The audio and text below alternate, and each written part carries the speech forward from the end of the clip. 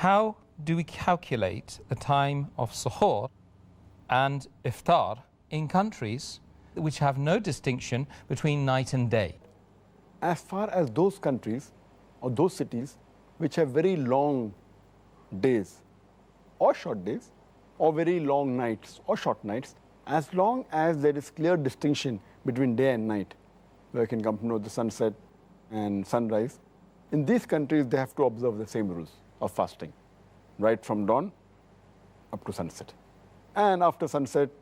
up to the time of dawn, they can eat and drink and approach their wife. But in those countries and those places where there's no distinction between the day and night, where you can't come to know when does the sun rise, when does the sun set, or you have day for days together for more than 24 hours, or you have night for night together, for more than 24 hours. In these places, they should follow the timing of the city or the country which is closest to them, which has a clear distinction between day and night.